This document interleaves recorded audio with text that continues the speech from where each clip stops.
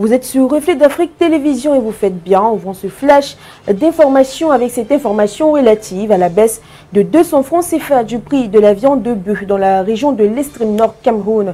En effet, depuis le vendredi 8 mars dernier, le kilogramme sans hausse est passé de 2200 à 2000 francs CFA et celui avec hausse passe de 2000 francs CFA à 1800 francs CFA. Ces résolutions ont été prises lors de la réunion présidée par le gouverneur de la région Midi Yawa Bakari le jeudi 7 mars dernier dans ses services à Maroua en compagnie des éleveurs, des bouchers, des acteurs de la filière bovine, les délégués régionaux des ministères sectoriels concernés, à savoir l'élevage et des associations d'industrie animale.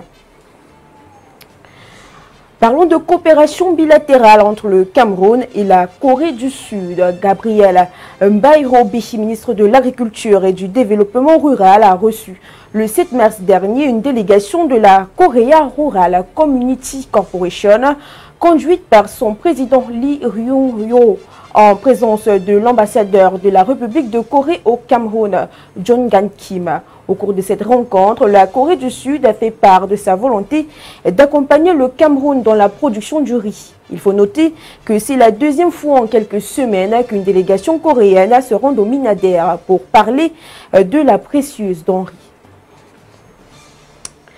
En religion, le Ramadan au mois de jeûne pour les musulmans du monde entier a débuté ce mardi 12 mars 2024, selon les indications de la communication de la Commission nationale du croissant lunaire. Le jeûne du mois de Ramadan est une pratique spirituelle prescrite aux fidèles musulmans par le Saint-Coran. Au verset 183 de la sourate 2, il désigne le nom du 9e mois lunaire et représente une période d'intense spiritualité pour les musulmans. Le jeûne obligatoire dure toute la journée et à celui-ci succèdent des prières nocturnes surrogatoires. À cette période aboutira à la fête du Ramadan, l'une des plus grandes fêtes de l'islam.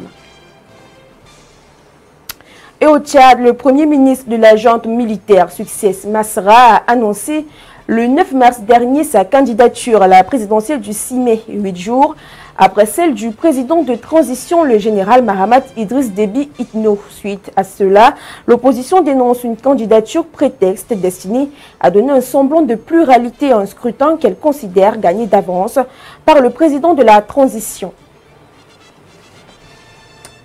Et la page sportive de cette édition du Flash d'information s'intéresse à Sébastien Meignier, ex-adjoint sélectionneur dans la tanière des Lions indomptables, qui vient de prendre les rênes de l'équipe nationale haïtienne. C'est à travers une correspondance de la Fédération haïtienne de football que l'information a été rendue publique. Dans le dit communiqué, la fédération exprime sa confiance en Meignier, soulignant son impressionnant parcours et sa passion pour le football. L'objectif principal est donc de ramener les grenadiers haïtiens à la Coupe du Monde après plus de 50 ans d'attente.